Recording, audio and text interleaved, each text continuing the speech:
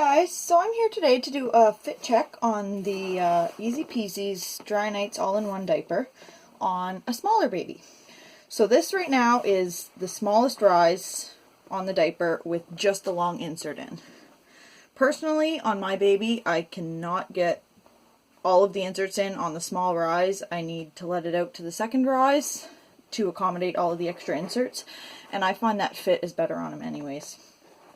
But just to show you, this is the smallest rise with the long insert in. So there's no leg gaps at all. Everything is tucked in the front. The front panel is in properly. Good fit on that diaper. So here's how I get my diaper ready to go on baby.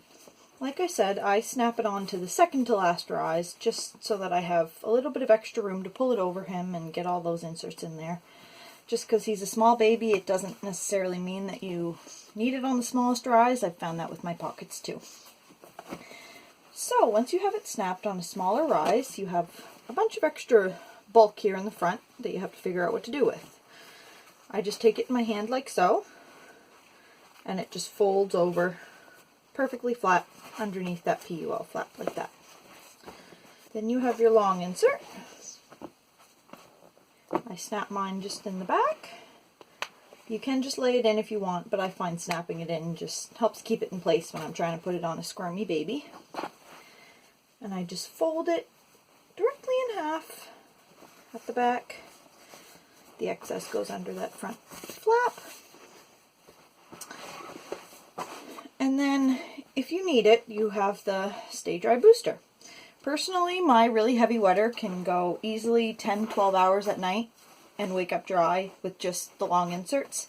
I find the way you fold it over on the smaller rises, it gives you extra layers, and you really typically don't need this. So I'd recommend trying without it, and if you don't have problems, then it just gives you a little bit of extra room.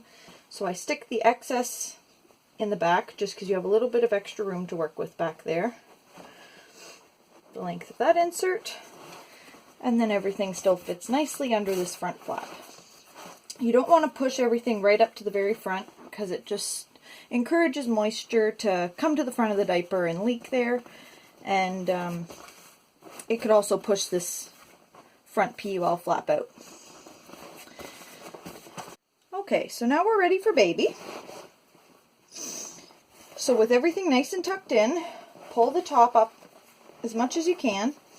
And I don't really worry too much about sort of the inserts being tucked in until after I have it on him. Just because he's a baby, he likes to squirm, and the diaper will sort of go everywhere if I don't get it on him quickly. So there, we have it all snapped in. And now I worry about making sure everything's tucked in. So if you have gaps at the legs or inserts that are sticking out at this point, just take the PUL, it's nice and stretchy, and just stretch it on over everything. You have plenty of room to work with. Get it over all of those inserts. I tuck it in as much as I can to his legs, to the creases of his legs. Same on this side.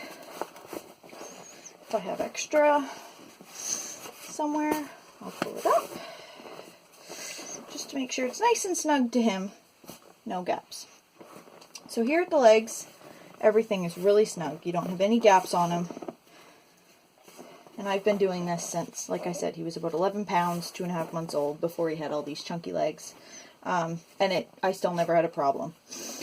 One thing that works for us a lot of nights is I'll tuck the ruffles in, especially when he was smaller and did have more of a gap. I'll tuck the ruffles in like this, and I find that just helps to seal any gaps that you might have. Just like so. Make sure it's nicely in the creases too. And he can easily go 10-12 hours at night without a change and still wake up dry.